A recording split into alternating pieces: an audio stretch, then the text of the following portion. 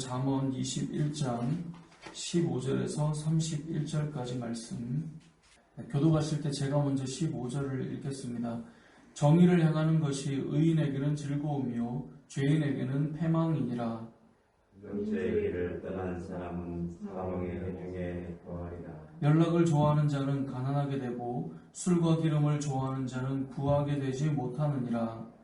악인에는 의인의 숙전이 되고 사악한 자는 정직한 자의 대신이 된다. 다투며 성내는 여인과 함께 사는 것보다 광야에서 사는 것이 나으니라. 지혜 있는 자의 집에는 귀한 보배와 기름이 있으나 미련한 자는 이것을 다 삼켜 버리는다.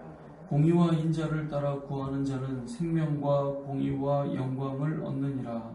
지혜로운 자는 용사의 성에 올라가서 우성이 의지하는 행복을 얻는다. 입과 혀를 지키는 자는 자기의 영혼을 환난에서 보전하느니라. 무례하고 교만한 자를 이름하여 왕명들아 하나니 이는 넘치는 교만으로 행함이다. 게으른 자의 욕망이 자기를 죽이나니 이는 자기의 손으로 일하기를 싫어함이니라. 어떤 자는 정의토로 탐하기만 하나 의인은 아끼지 아니하고 베푸느니라. 악인의 재물은 본래 가증하거든 하물며 악한 뜻으로 드리는 것이랴. 어제 증언은 패망하려니와 확실히 들은 사람의 말에는 힘이 있느니라. 악인은 자기의 얼굴을 굳게 하나 정직한 자는 자기의 행위를 삼가느니라. 지혜도 못하고 명철도 못하고 모략으로 영어를 향하지 못하느니라. 함께요. 싸울 날을 위하여 마병을 예비하거니와 이김은 여호와께 있느니라. 아멘. 오늘은 우리가 이 말씀을 통해서 우리는 무엇으로 즐거워해야 하는가를 좀 생각해 보려고 합니다. 사람들은 저마다 기뻐하고 즐거워하는 포인트들이 있죠. 나는 이게 즐거워, 나는 이게 좋아. 이렇게 해서 우리가 다 주관적으로 살아가지만 전체적으로 성도들이 가지고 있는 즐거움은 무엇인가를 오늘 본문은 우리에게 알려주고 있습니다. 성도의 즐거움 무엇인지 또 악인들은 무엇을 기뻐하는지를 오늘 말씀에서 표현하고 있는데요. 먼저는 이 성도의 즐거움은 우리가 읽었던 15절 말씀에 보면 정의를 행하는 것이 의인에게는 즐거움이다라고 말씀하고 있습니다. 다시 말해 믿음의 사람들은 하나님의 공의와 정의를 따라 살아가는 것, 그것이 기쁨입니다. 그래서 성도의 삶의 기쁨이 뭐냐? 여러 가지가 있겠지만 우리가 하나님의 정의를 행하고 살아갈 때 우리에게는 즐거움이 있다는 거죠. 하나님께서도 우리에게 요구하는 것은 우리가 정의와 공의를 행하며 살아가는 것을 원하십니다. 그래서 21장 3절에 보면 공의와 정의를 행하는 것은 제사 드리는 것보다 여호와께서 기쁘게 여기신다라고 말씀해요. 하나님이 얼마나 우리의 예배를 기뻐하십니까? 우리를 지으실 때 예배 받으시기 위해 지으셨다라고 말할 정도로, 찬양 받으시기 위해 지으셨다고 말할 정도로 하나님은 예배 받으시기 합당하시고 우리의 예배를 기뻐하십니다. 예배하는 자를 찾으십니다. 근데 오늘 본문에 보니까 21장 3절에 공의와 정의를 행하는 것은 제사 드리는 것보다 여호와께서 기쁘게 여기신다라고 3절에 말씀하실 정도로 하나님은 우리가 정의와 공의를 행하며 살아가는 것을 기뻐하신다라는 거예요. 우리가 아는 것처럼 미가서 6장 6절에도 이런 말씀이 있습니다. 내가 무엇을 가지고 여호와께 나아가고 높으신 하나님께 경배할까? 내가 번제물로 1년 된 송아지를 가지고 갈까? 아니면 천천의 순양이나 만만의 강불 같은 기름을 가지고 하나님 앞에 나아갈까? 이런 질문을 던지거든요. 근데 미가서 6장 8절에 가보면 이렇게 대답합니다. 사람아, 주께서 선한 것이 무엇임을 너에게 보이셨나니 여호와께서 내게 구하시는 것은 오직 정의를 행하며 인자를 사랑하며 겸손하게 내 하나님과 함께 행하는 것이다 하고 말씀하세요. 그러니까 우리는 예배에 대한 고민이 많죠. 어떻게 하면 하나님이 기뻐하시는 예배가 될까? 그래서 제물은 이렇게 드리면 될까? 이렇게 하나님 앞에 나아가면 될까? 라고 하나님 앞에 질문할 때 하나님께서 말씀하시는 거죠. 사람아, 주께서 선한 것이 무엇인지 너에게 보여주지 않았느냐? 여호와께서 너에게 구하는 것은 오직 정의를 행하며. 미가서 6장 8절 말씀입니다. 이 땅을 살아가는 성도들에게 하나님께서 원하시는 것은 정의를 행하는 것입니다. 이 땅의 교회를 향해 그래도 이 땅의 성도들을 향해, 바로 저와 여러분을 향해 하나님께서 원하시는 것이 있다면 정의와 공의를 행하는 것, 하나님 그것을 기뻐하시는 것이죠. 그래서 하나님이 기뻐하시는 것이니까 그것이 우리에게도 즐거움인 거예요. 그래서 15절 말씀에 정의를 행하는 것이 의인에게는 즐거움이다 라고 말씀하고 있는 것입니다. 세상의 교회를 볼 때 그래도 교회는 이래야 되지 않은가 라는 마음들이 있지 않겠어요? 뭐 여러 가지 비난을 하고 교회를 비판한다, 이건 무엇을 말하는 반증이겠습니까? 그래도 교회는 이래야지 라고 하는 생각이 있으니까 그런 말을 하고 있는 거 아니겠습니까? 목사인 저에게 아니 그래도 목사가 저러면 안 되는 거 아니에요? 목사에 대한 그래도 목사는 이래야지라고 하는 생각이 있다는 거죠.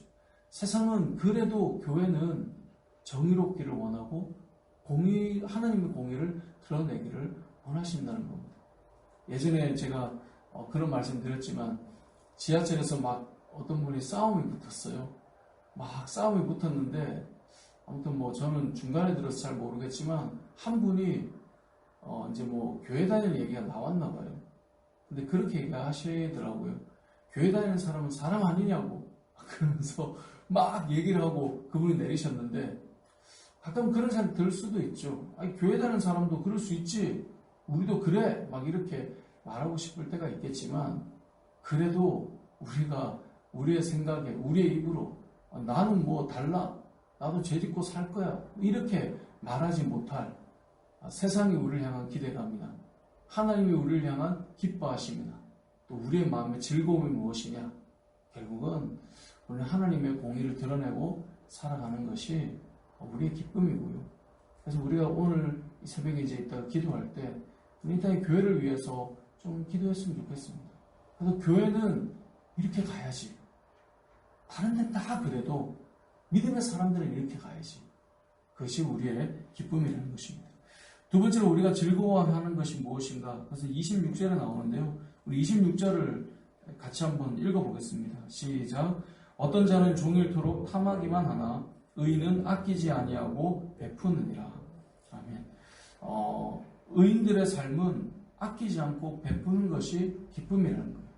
반면에 악인들의 삶은 17절에 보면 연락을 좋아하는 자는 가난하게 되고 술과 기름을 좋아하는 자는 부하게 되지 못한다라고 되어 있습니다.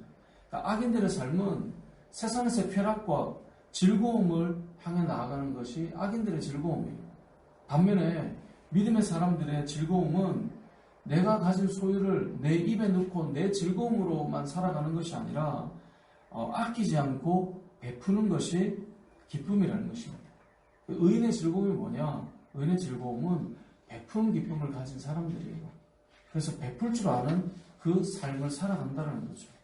우리가 21장 13절에도 보면 귀를 막고 가난한 자가 부르짖는 소리를 듣지 아니하면 자기가 부르짖을 때에도 들을 자가 없다라고 말씀해요.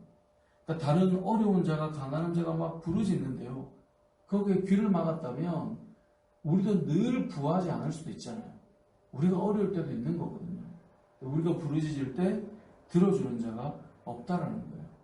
결국은 무슨 말일까요? 나에게 돌아온다라는 거예요. 내가 귀를 막았을 때 또 누군가가 귀를 막을 일들이 돌아온다라는 거죠. 반대로 우리가 정말 가난한 자를 돕고 베풀면 그건 역시 하나님께서 우리에게 돌아오게 하신다라고 말씀하세요. 우리가 21장을 보고 있지만 19장을 한번 지난번에 한번 읽었던 말씀이지만 19장 17절을 같이 한번 읽어보았으면 좋겠습니다. 잠언 19장 17절을 같이 읽어보겠습니다. 시작. 가난한 자를 불쌍히 여기는 것은 여호와께 구워드리는 것이니 그의 선행을 그에게 갚아주시리라. 아멘. 가난한 자를 불쌍히 여기는 것, 그 마음이요. 그리고 그래서 그들에게 베푸는 것은 그 사람에게 하는 것 같지만 여호와께 구워드리는 것이라고 말씀해요. 그래서 그 선행을 하나님께서 갚아주신다는 거예요. 우리가 주님을 위해서 살아갈 때 우리가 어렵고 가난한 자들을 위해 돕고 살아가는 것은 하나님 앞에 구워드리는 것과 같다라고 성경 말씀하세요. 그래서 훗날 갚아주시는 거예요.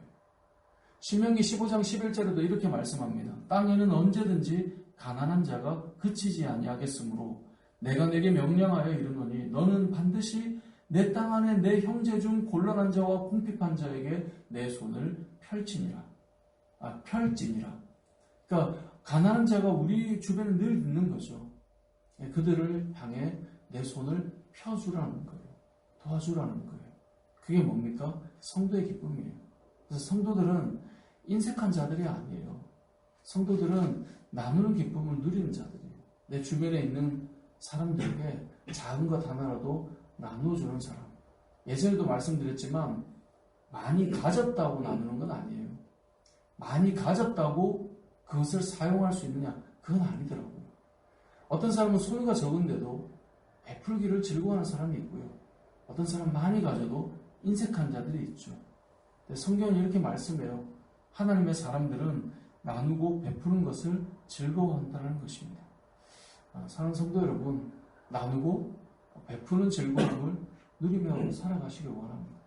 우리가 주신 것을 얼마나 가졌느냐, 그 문제를 떠나서 나에게 있는 작은 것 하나라도 나누고 베풀 수 있다면 하나님께서 그 사람에게 갚아가실 것이고 여러분에게 갚아주실 것인데요. 신명기 말씀처럼 어려운 자는 늘 주변에 있습니다.